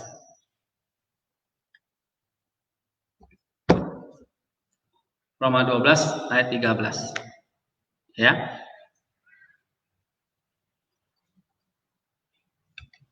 Bantulah dalam kekurangan orang-orang kudus dan usahakanlah dirimu untuk selalu memberikan tumpangan. Ini secara moralitasnya. Ya. Misalnya Ibrani 6 ayat 10. Sebab Allah bukan tidak adil sehingga ia lupa akan pekerjaanmu dan kasihmu yang kamu tunjukkan terhadap sesamanya oleh terhadap namanya, oleh pelayanan kamu kepada orang-orang kudus yang masih kamu lakukan sampai sekarang. Nah, teks-teks ini menolong kita. Ternyata Rasul Paulus, ya, dia tulis Roma dan Ibrani itu mengatakan apa? Pekerjaan, kasih, ya, memberi tumpangan. Nah, ini bicara pada moralitas. Ya. Nah, kalau kita kaitkan tadi dengan Roma 12 ayat 13, Ibrani 6 ayat 10 ini berarti memberi makan, minum, tumpangan dan sebagainya ini level 3-nya adalah juga bicara tentang moralitas. Jadi benar-benar kasih tumpangan kepada orang miskin itu loh, secara literal maksudnya. Ya kan? Nah, ini level 3-nya. Ini teks ini menolong kita untuk menjelaskan ini. Ya. Nah, tapi kalau kita lakukan, ikutilah jejak-jejak domba-dombaku. Berarti itu tadi memberi tumpangan kepada orang asing. Apa sih artinya kalau kita secara spiritual itu memberi tumpangan kepada orang asing? Tumpangan, berarti orang itu orang asing yang memang mungkin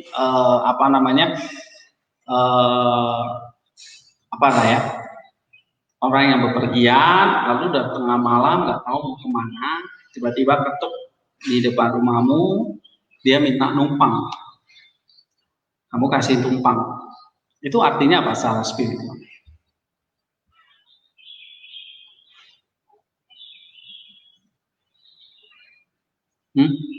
Paulus jelaskan, usahakanlah dirimu untuk selalu memberikan tumpangan. Terus bantulah kekurangan orang-orang kudus. Ya kasih makan, kasih minum, tapi kasih tempat tinggal juga. Artinya apa sih? Kamu tuh jadi orang itu bisa jadi pelindung, menjadi shelter yang baik. Oke? Ya, shelter itu artinya tempat perlindungan. Jadi orang yang dekat kamu itu merasakan apa? Kehangatan, perlindungan, nyaman. Ya. Itu. Sama seperti orang yang dekat kepada Kristus. Maka di dalam Kristus ada apa? Kasih, penghiburan, kekuatan, sukacita, damai, dan segalanya kan? Itulah artinya memberi tumpangan. Gitu. Ya, coba buka Filipi 2.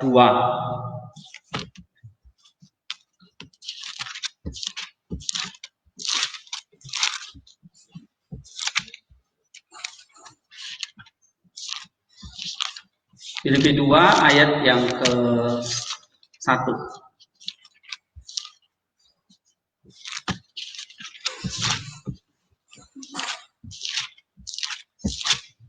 Coba bacakan.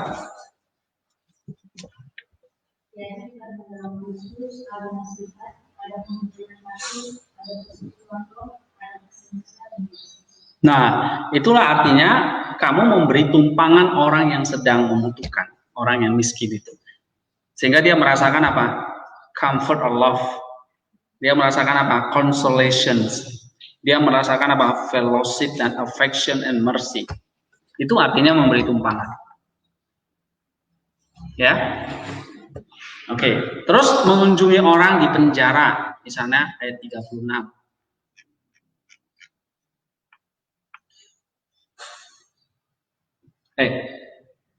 Kalau kita rinci 35 itu ada apa saja? Lapar dan haus tadi berarti itu tubuh dan darah Yesus ya yang kita perkenalkan. Lalu asing memberi tumpangan berarti kamu menjadi orang yang punya kasih.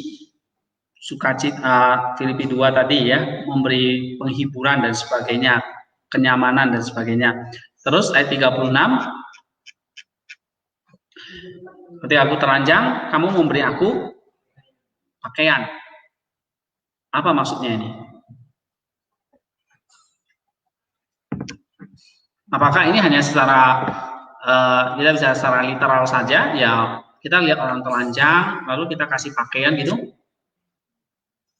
Atau apa alegorikalnya di sini?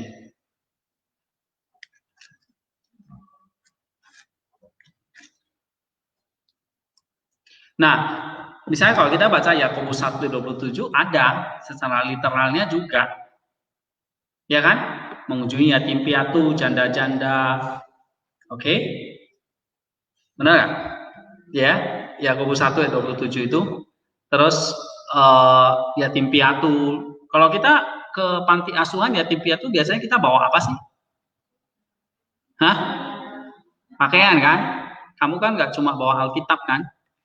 Nah gitu kan? Nggak bawa khotbah kan? Kalau kamu kasih sesuatu lah, Indomie kah atau apa gitu. Jadi baik secara literal dijalankan, tapi secara moral ini apa? Ya, secara moral ini apa? Ketika aku telanjang, kamu memberi aku pakaian. Artinya apa di situ? Nah, apa yang dilakukan oleh gembala kita? Ikutilah jejak kawanan domba-domba. Ikutilah jejak gembala kita. Apa artinya Kristus itu memberi kita pakaian? Pakaian itu fungsinya apa? Melindungi, membawa kita tetap di dalam kemuliaan, nggak malu. Oke? Dulu Adam dan Hawa sebelum jatuh dalam dosa, dia berpakaian nggak? Tidak. Tapi kenapa setelah itu Tuhan memberikan dia pakaian?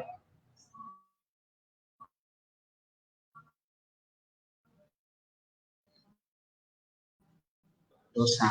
Nah, Kristus memberikan kita pakaian. Iya, berarti kita juga diajari nih. Ketika aku telanjang, kamu itu tadi domba kan, memberi aku pakaian. Nah, pakaian apa di sini?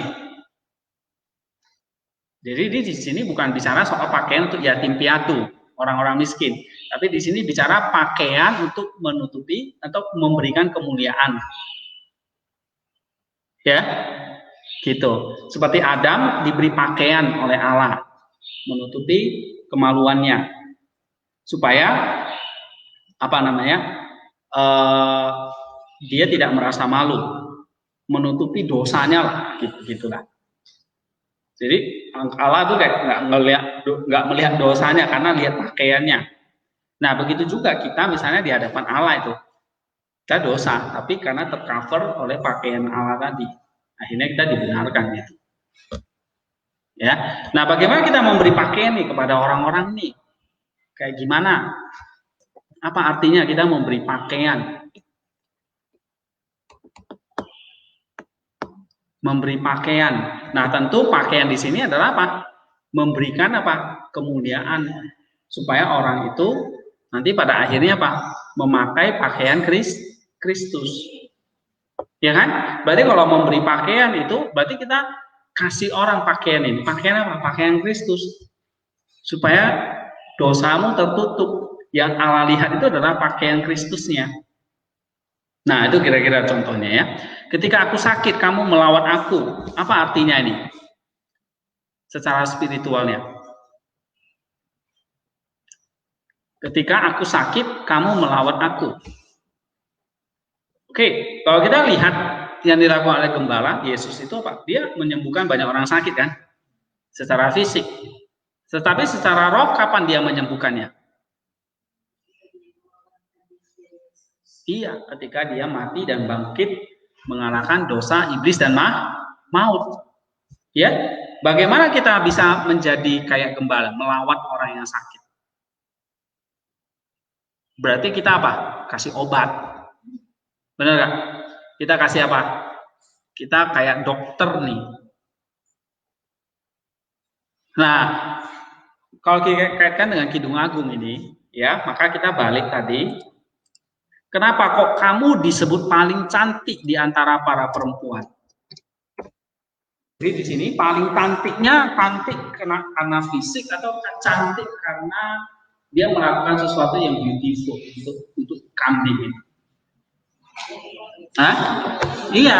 Jadi apa yang harus dilakukan untuk kambing? Gembalakanlah anak-anak kambing. Jadi kalau disuruh gembalakan anak-anak kambing, artinya apa? Gembalakan anak-anak kambing. Tuh, poin ke berapa? Gembalakan anak kambing. Satu, berarti apa yang dilakukan oleh domba tadi? Oleh gembala tadi? Hah? Memberi makan, minum. Kedua, pakaian. Yang ketiga, melawat, ya kan? Yang keempat, tumpangan. Yang kelima, mengunjungi orang penjara, ya kan? Coba harus detail ya. 35 dan 36. Pertama, makan. Lapar, memberi makan, haus, terus tumpangan, 3 kan?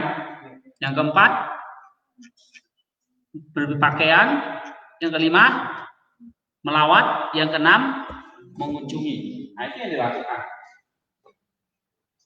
Jadi jawab, misalnya kalau kita lihat Kidung Agung ini, kita bisa jawab, gembalakanlah anak-anak kambing dekat para gembala, supaya nanti dia pindah ke sebelah kanan gitu ya, bangsa kambing jadi bangsa domba. Dengan cara apa? Tunjukkan ini loh, 6 cara ini. Ngerti nggak maksudnya? Nah, itu spiritual meaning-nya. Ya.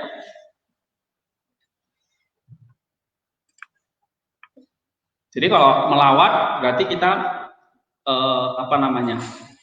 merawat yang sakit. Sakit di sini dalam pengertian apa? dosa. Oke? Bagaimana hidup kita punya repentance, pertobatan, mengoreksi dan sebagainya. Gitu. Ya, dan bagaimana hidup kita itu bisa tadi reproof, menyatakan kesalahan diri kita ke orang lain supaya orang itu mengalami pertobatan, ya, supaya dia bisa sembuh dari sakitnya. Lalu ketika aku di dalam penjara, kamu mengunjungi aku. Penjara itu di situ maksudnya apa? Hah? Belenggu dosa itu. Penjara itu kan belenggu, kamu dikurung, benar nggak? Gitu. Lalu siapa yang datang mengunjungi? Kristus. Ya, mengunjungi artinya apa? Dia ikut masuk ke dalam penjara, tapi membebaskan kita. Ya, nah kita bisa ambil misalnya di dalam Yohanes 13, ya, bahwa ya memang ada sih kalau dalam kisah para rasul dan sebagainya kan, orang di penjara terus dibebaskan dan sebagainya. Tapi bukan bicara ke situ. Ini penjara bicara tentang apa? Penjara jiwa. Ini kata Origen. Siapa yang bisa mengunjungi masuk ke dalam penjara itu? Kristus dengan cara dia mati. Dia masuk ke dalam penjara jiwanya itu di mana? Di Hades itu. Lalu dia bangkitlah. Berarti penjara itu sudah dilepaskan, artinya udah nggak bisa dikurung lagi, ya, gitu. Nah, kita ini yang disuruh jadi seperti itu gimana? Mengunjungi orang di dalam penjara. Apakah secara literal kita harus ke Nusa Kambangan itu? Hah? Iya, secara morali lah ya, kalau bisa. Tapi maksudnya di sini apa? Secara spiritual ya?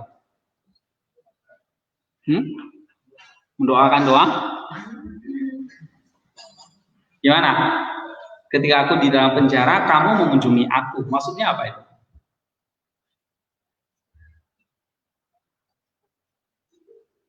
Tadi ingat penjara itu tipologi apa? Figuratif, alegorikal kan?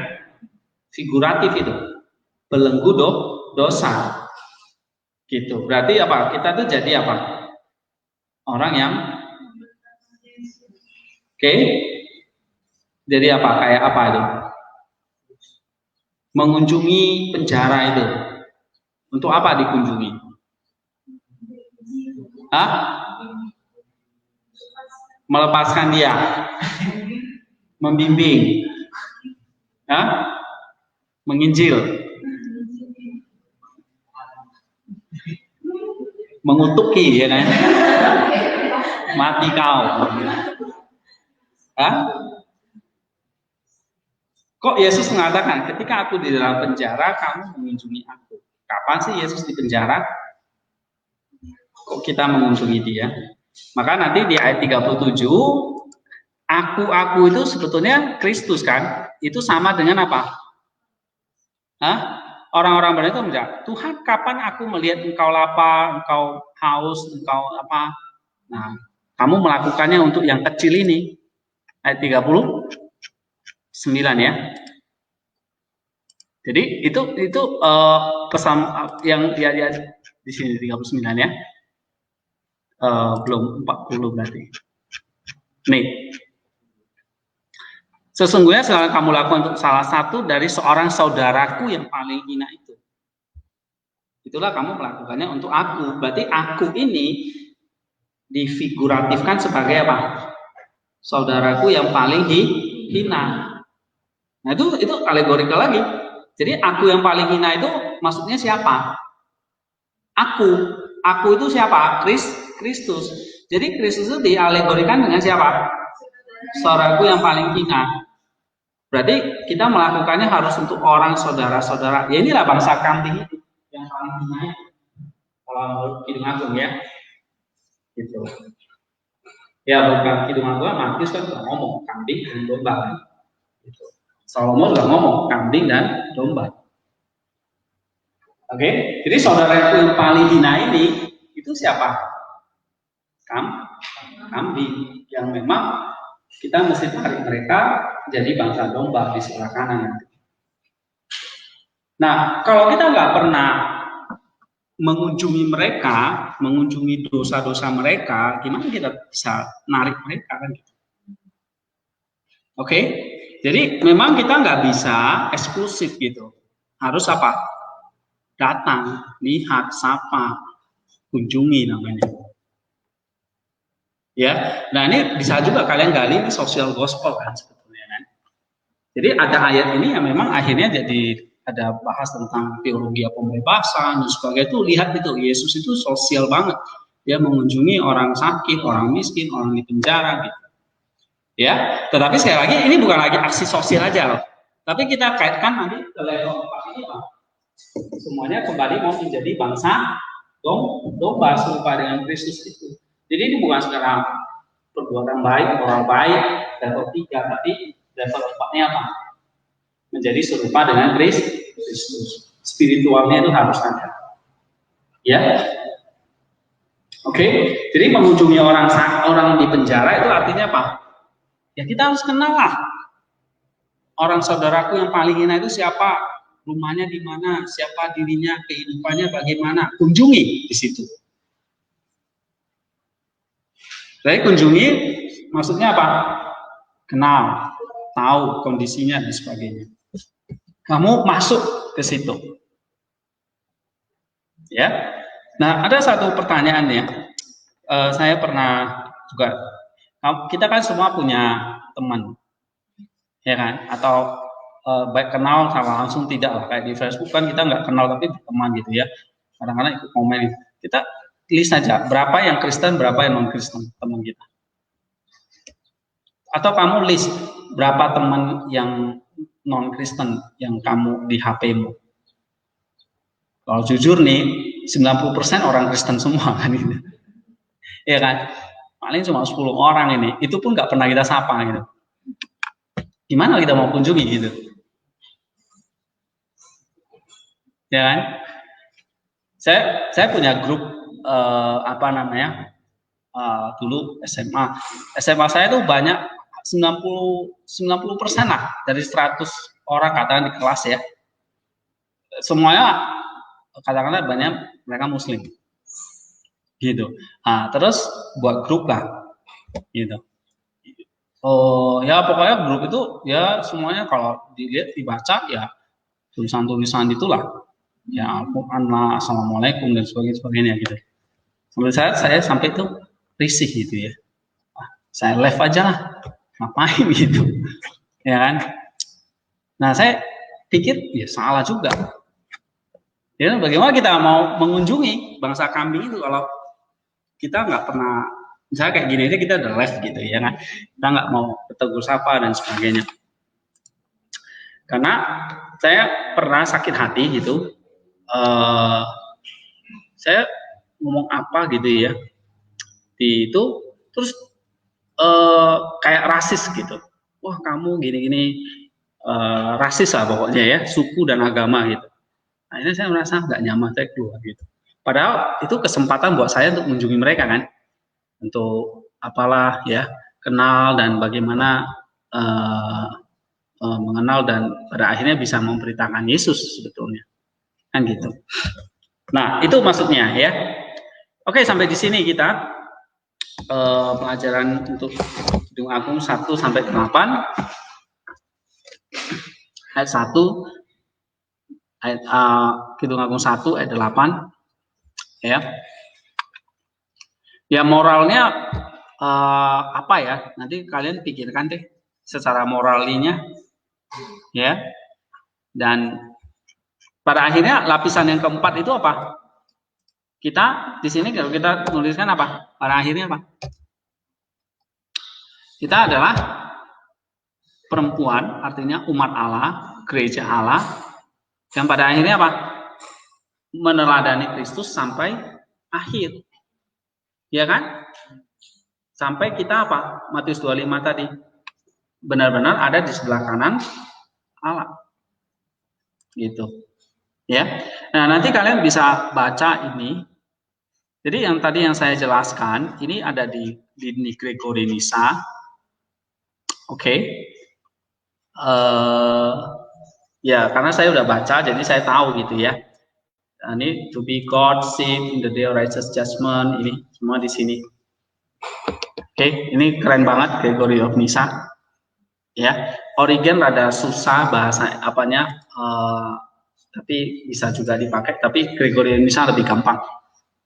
Ya, siapa incorruptibility deity? Itu adalah gembala kita. Ini adalah model kita yang kita mesti tiru. Ya.